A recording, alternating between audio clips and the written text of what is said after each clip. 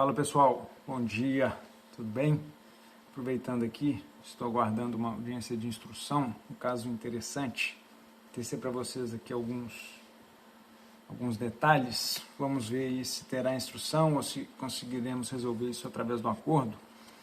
Aproveitando o ensejo, pedir para vocês aí curtir, compartilhar o vídeo, ajudar a crescer o canal. Vamos lá.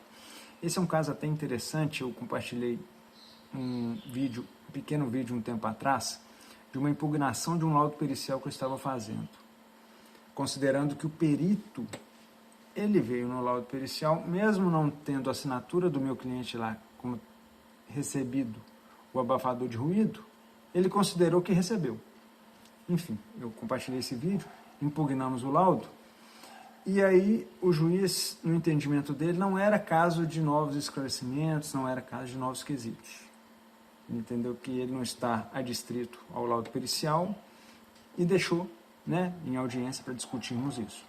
Obviamente, apresentei os protestos, registrei os protestos nos autos para não precluir essa matéria, se futuramente for o caso. Muito bem.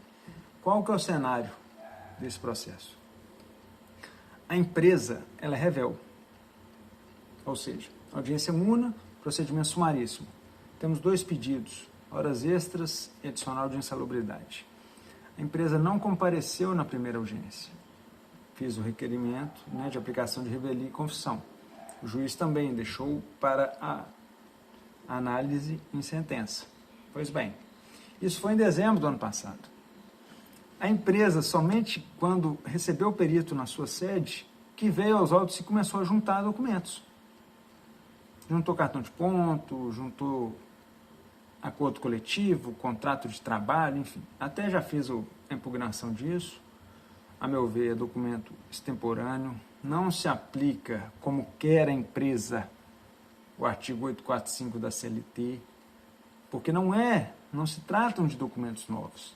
Então, o revel, ao meu sentir, ele recebe ali o processo da forma que se encontra. Ele não pode, a qualquer momento, juntar documento. Então, a empresa foi citada em novembro de 2022 e só em março que juntou documentos. Mas o juiz não resolveu esse incidente. Também, nos meus quesitos, quando dos quesitos, que eu apresentei os quesitos, apresentei uma peça apartada, manifestando e impugnando a respeito. Também nos protestos, reiterei para que seja retirado dos autos essa documentação, mas ainda não temos definição quanto a isso. Por que eu estou dando essa volta toda? Teríamos, entre aspas, que provar 2 aspectos: hora extra e insalubridade. O ônus probatório é meu, artigo 818 da CLT. Entretanto, nesse caso específico, a empresa, eu sustento isso, ela é revel e confessa. Não compareceu na primeira audiência. Toda a documentação extemporânea. Então, presume-se o que eu sustentei na inicial seja verdadeiro. Então, o ônus probatório, ele passa para a empresa. Porque vamos considerar que não tem cartão de ponto nos autos. Não tem. Então, a inicial a jornada que eu declinei na inicial, ela será aplicável. Estamos sustentando isso e continuamos sustentando. Pois bem, aí, antes da audiência, tal como algumas dicas aqui, alguns conteúdos que nós conversamos, eu converso com o cliente e conversei com a testemunha que ele convidou. Já tinha convidado essa testemunha, feito a carta convite. Só que o reclamante, ele confirma o que nós sustentamos na inicial.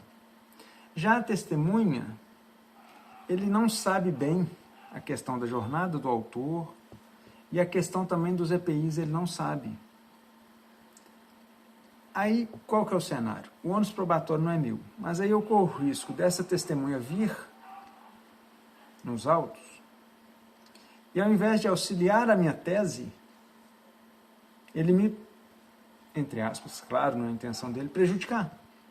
Porque ele vai falar que a jornada dele está no cartão de ponto, não da forma que nós sustentamos nos autos, que o reclamante ele presta serviço antes do ponto e depois do ponto. Então, mesmo que tivesse ponto, seria manipulado. Então, a testemunha fala que não. Então, mesmo não tendo o controle de frequência, ele poderia colaborar com a empresa. E o segundo aspecto, ele fala que recebeu todos os EPIs. Então, qual que é inclusive o objetivo do vídeo? É de sempre o advogado tem que entender o seu ônus probatório do seu cliente. O ônus, a princípio, era nosso, quando distribuímos a ação. Mas hoje, considerando esse relato que eu fiz aqui, pequeno para vocês, não é nosso, é da empresa. Então, nós vamos para essa audiência, a testemunha estará conectada, mas ela não será ouvida por conta desse cenário.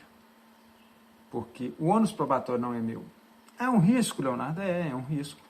A empresa pode ter testemunha, certamente vai colher o depoimento pessoal do autor, mas também tem um aspecto que, se for para instrução, não tivermos acordo, vocês vão ver que eu vou levantar em audiência.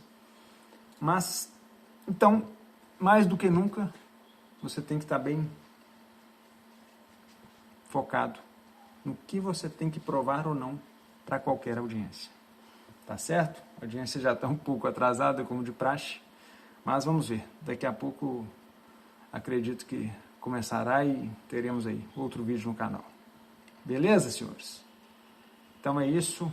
Abraço a todos. Até breve.